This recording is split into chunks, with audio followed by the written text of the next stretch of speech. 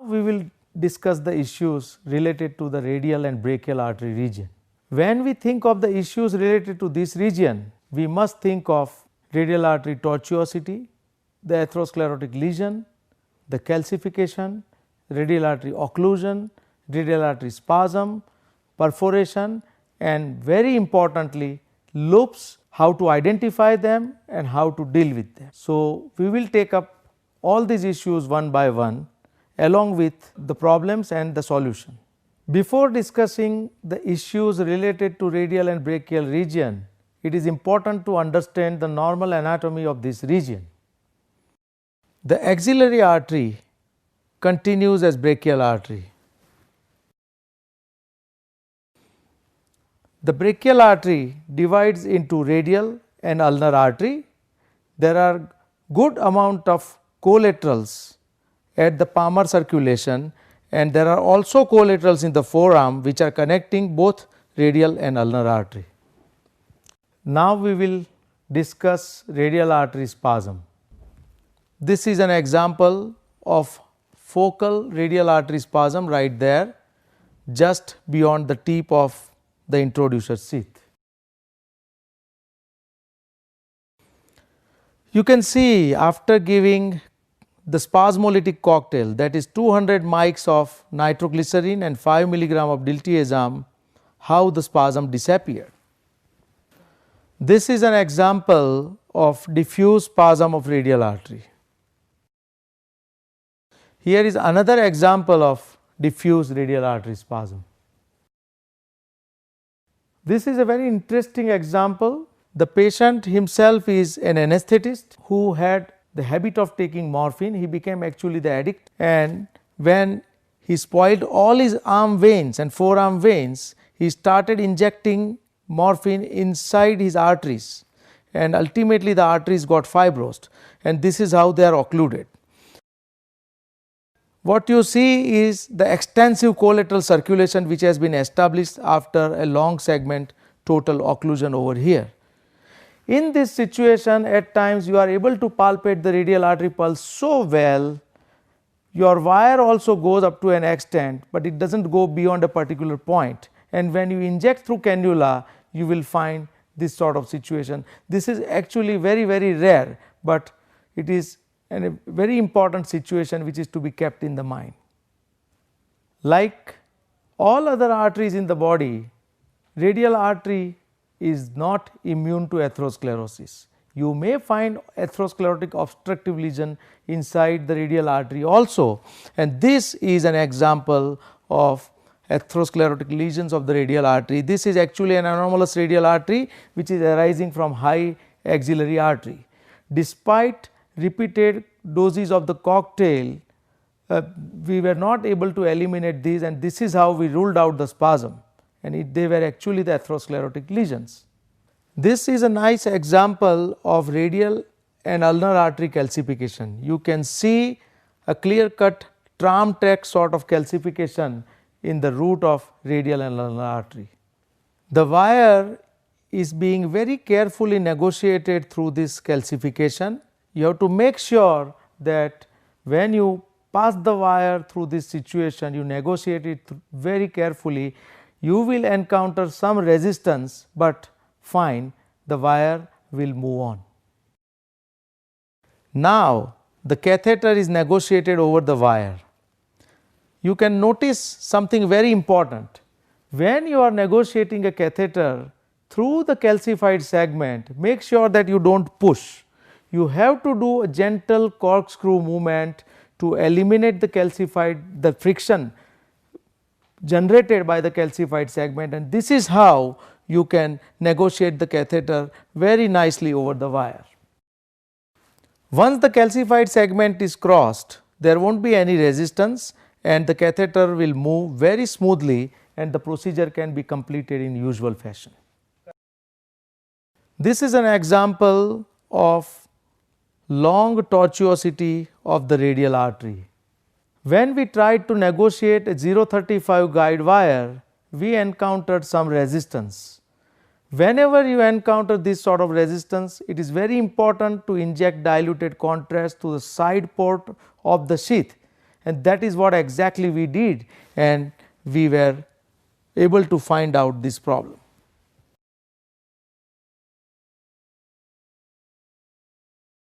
Now, once we identified the problem, and when we knew that 035 wire had difficulty in being negotiated further, we changed our strategy and we used 0.014 soft tip PTCA wire, and we could negotiate the PTCA wire very easily.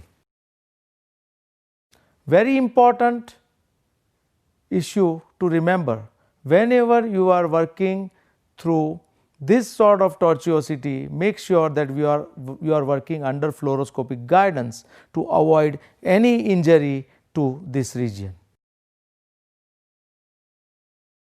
Once the tortuous segment is crossed, the wire also will move very smoothly in the further segment. You can see the catheter was moved over the PTCA wire through this tortuous segment, and the procedure was finished in usual fashion.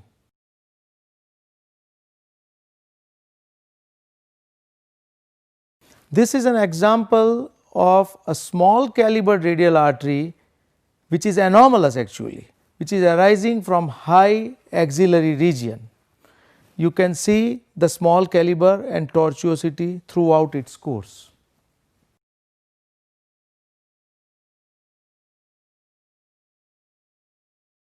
Here is another example of anomalous radial artery arising from the axillary artery.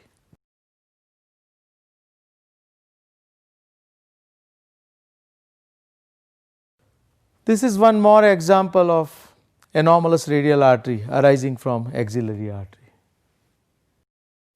Understanding of this particular anatomy is important for a radialist, as radial artery is almost invariably of small caliber and it gives feeling of spasm while negotiating the catheter over the wire. Sometimes you need to downsize the catheter, that is, instead of 6F, a 5F guide catheter, and instead of 5F, a 4F diagnostic catheter should be chosen for smooth and successful completion of an intervention or an angiogram. This is an example of perforation in the radial brachial region. This happened because of repeated push of a standard guide wire despite its not moving further. This led to injury and perforation in the radial region, and that led to extravasation of the contrast just outside in the surrounding tissues. Initially, we used to treat this type of perforation conservatively by giving significant compression locally to prevent the expansion of hematoma. Many times the procedure was deferred for few hours or even next day, and it was done either through the left radial or femoral approach. In last few years, we practice the technique which we have developed to tackle this perforation, and technique has already been published in Journal of Invasive Cardiology in year 2010. Now, I will show you systematically the steps of this technique. Once the perforation is documented, rather than stopping the procedure, you can continue with it. Here we have introduced a PTCA wire through the radial artery across the perforated segment. There was an expanding hematoma, so we had to compress it externally by manual compression. Once the PTCA wire is placed distally, the catheter is being negotiated across the affected segment. May it be a guide catheter or a diagnostic catheter, make sure that you are using a corkscrew movement just to avoid further friction and the affected segment is crossed with the catheter. Once the catheter crosses the affected segment, the procedure is done in usual fashion. While coming back, we have injected the contrast just to make sure that the perforation is sealed and there is no extravasation. It is important to note that the catheter acts as an internal hemostatic device and gives adequate pressure to the perforated region, so that by the time the procedure is over, the perforation is sealed. This is another example of perforation which was dealt with using the same technique.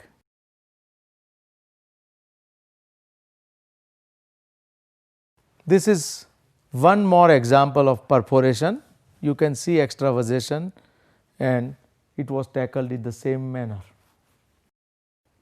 This is another example.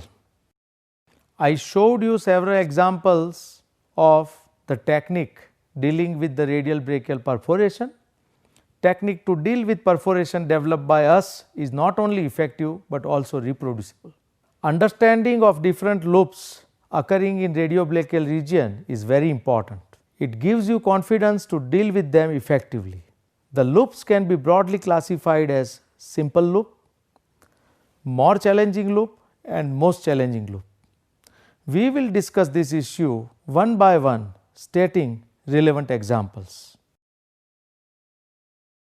This is an example of a simple loop in the radial region. Although it is a 360-degree loop, it has a reasonably good diameter for the maneuverability of a guide wire and a catheter. In this example, we have downsized the guide wire from 0.035 standard guide wire to a 0.014 inch soft tip PTCA guide wire, which has effectively crossed the loop. The OptiTorque TIG catheter has been negotiated over the wire across the loop without any resistance, which is so obvious on this angiogram. If there is no resistance to the movement of catheter and wire distal to the loop, the procedure should be continued in usual fashion. Once the procedure was done, while coming back, we have documented the loop. Note that there is no injury in this region. This is an example of a more challenging loop, which is actually in the brachial region. It is more challenging because the diameter of the loop is smaller. Now you can see the catheter is being negotiated over the wire, and the tip of the catheter is now seen distally to the loop. However, catheter refuses to progress further. Both the guide wire and catheter are now carefully pulled, which unfolded the loop. You can see the beautiful demonstration of this technique. It is worth remembering. Once the procedure was done, we documented the loop while coming back. This is an example of most challenging loop. We can see that the radial artery has taken double hairpin turn. Hence, we will call this loop as double hairpin loop. It is once again being emphasized that whenever you feel resistance to the movement of guide wire or catheter in this region, it is mandatory to inject the contrast to document the reason for it. If you make this as habit, you will be able to pick up this type of rare loops.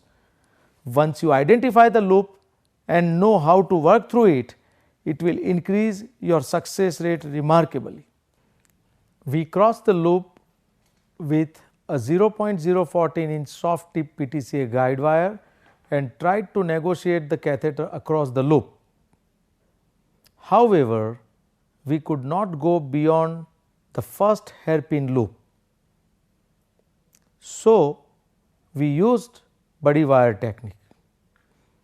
Another PTCA wire was also negotiated across the loop, and now the catheter was able to take the turn at the second hairpin loop.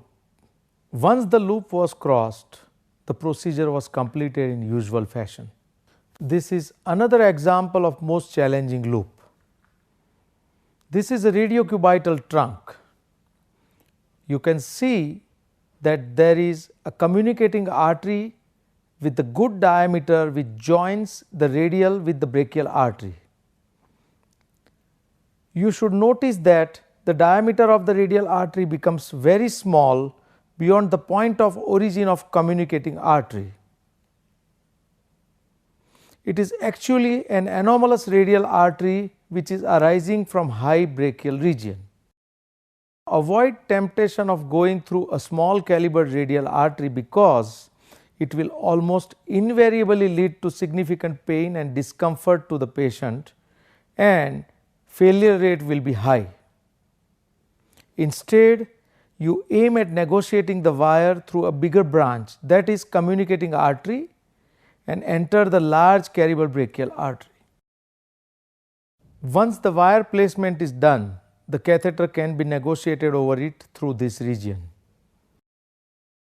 Once the catheter tip reaches in the brachial region, the procedure can be completed in usual fashion.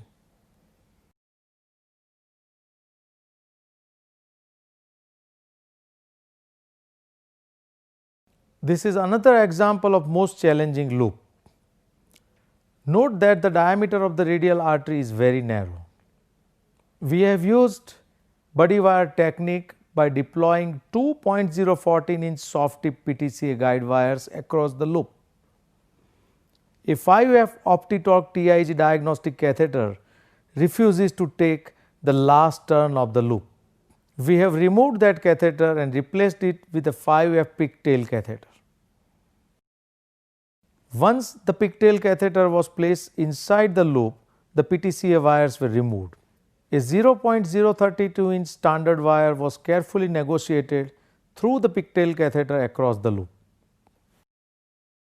The unfolding of loop was then done by the technique described before.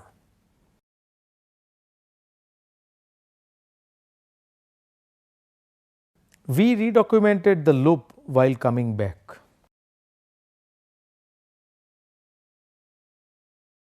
This is an example of loop which was complicated by perforation in its proximal segment. It happened because of repeated push of the wire and catheter in this region. A 0.014 inch soft tip PTCA guide wire was carefully negotiated beyond the perforated segment and the loop. A 0.014 inch soft tip PTCA guide wire was carefully negotiated beyond the perforated segment and the loop. The catheter is carefully negotiated using gentle corkscrew movement across this segment. Once the distal tip of the catheter has reached beyond the loop, the PTCA wire was removed and replaced by a 0.032 inch standard wire. The diagnostic catheter was now removed and replaced by a 5F guide catheter which could be easily negotiated through this region. Coronary intervention was then completed. While coming back, we documented the loop and the sealed perforation. This is an interesting example of a hidden loop.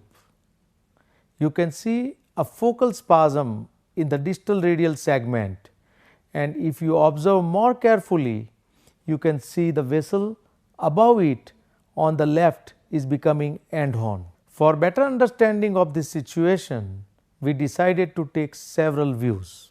This is an LAO view which opens up the loop, and you can see a small communicating artery going parallel to the brachial artery. The RAO view opens up a double hairpin loop and the communicating artery and its relation. It is important to understand that the spasm occurred because of the repeated push of the catheter and the wire against the hairpin loop. If you miss this loop in this situation, you will end up with the failure to perform the procedure. So, whenever you are in doubt, it is a good idea to consider taking several views of this region and you have the answer for your problem. A 0.014 inch soft tip PTCA guide wire was then negotiated across the loop.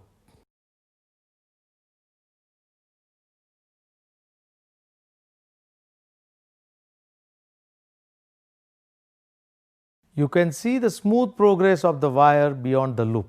The catheter is now carefully negotiated over the wire. The loop is crossed and the procedure is completed in usual fashion.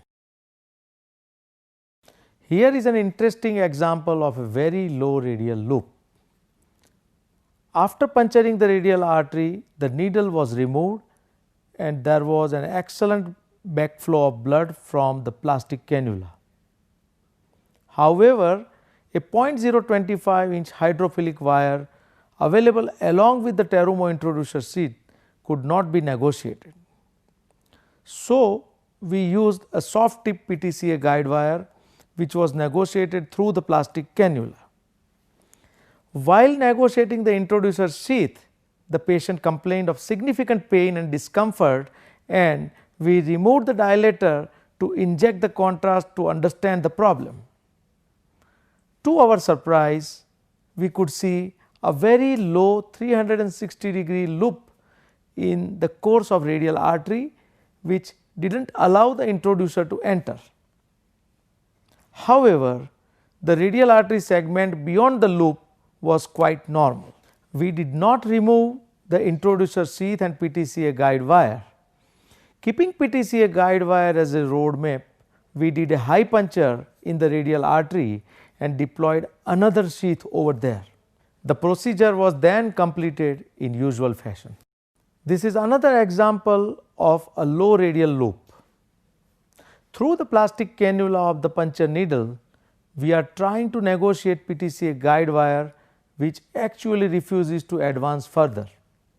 We then did a contrast injection through the plastic cannula which revealed a low radial loop complicated by perforation. We then punctured radial artery in the higher segment.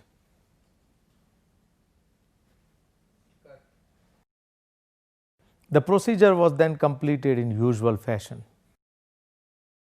While coming back, we documented an anomalous origin of radial artery arising from high brachial region. In this case, we could not puncture the radial artery because it was very feeble. The ulnar artery was punctured and we were not able to negotiate the guide wire through the plastic cannula. Hence, we injected contrast through the cannula which revealed a low ulnar loop.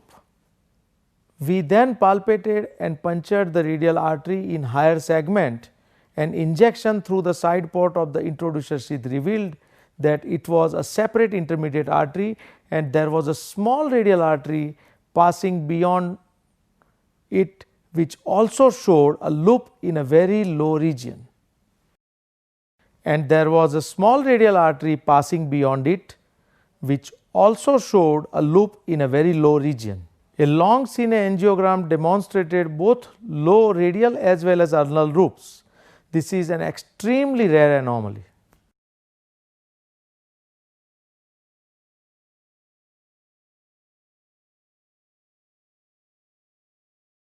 At times you encounter a radial artery which has extremely small caliber or extreme tortuosity or atherosclerotic obstruction.